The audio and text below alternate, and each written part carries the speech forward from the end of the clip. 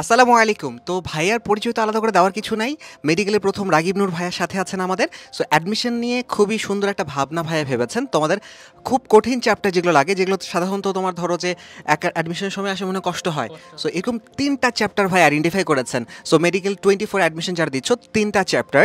So চ্যাপ্টারগুলো হলো কোষ রসায়ন, তোমাদের যে বোর্ডে রয়েছে সেখানে কোষ রসায়ন এবং উদ্ভিদ শারীরতত্ত্ববিদ্যা বা প্ল্যান্ট ফিজিওলজি, এই দুটো চ্যাপ্টার আমার বোর্ডাইন থেকে খুব প্রবলেম ফেস করে থাকি। আরেকটা রয়েছে তোমাদের জুওলজির ক্ষেত্রে সমন্বয় ও নিঃসরণ, মানে কোঅর্ডিনেশন অ্যান্ড সিক্রেশন। এই দুটো চ্যাপ্টার আমরা আইডেন্টিফাই করতে পারি। এই তিনটা চ্যাপ্টার অনেক কঠিন লাগে স্টুডেন্টদের কাছে নর্মালি।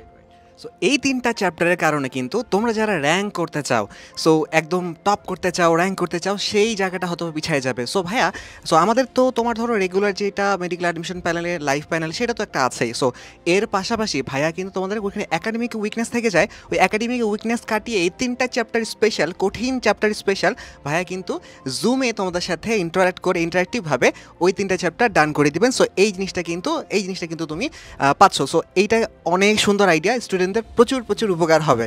জুমের মধ্যে ওরা ক্লিয়ার করে ফেলতে পারবে, তাই না? হ্যাঁ, জুমের মধ্যে ইন্টারাকশনের মাধ্যমে টোটাল টপিকটা পড়ানো তো অনেক বেশি সময় সাপেক্ষ ব্যাপার। সো তোমরা ডিরেক্টলি আমাকে বলতে পারবে যে ভাই এই টপিকটা আমরা বুঝিনি বা এই জিনিসগুলো বুঝিনি। সো ওই টপিকগুলো আমি তোমাদেরকে জাস্ট বুঝাবো এবং কোনগুলো অ্যাডমিশন টেস্টের বেশি ইম্পর্টেন্ট বা কোন লাইনগুলো বেশি ইম্পর্টেন্ট, এগুলো আমরা আইডেন্টিফাই করবো।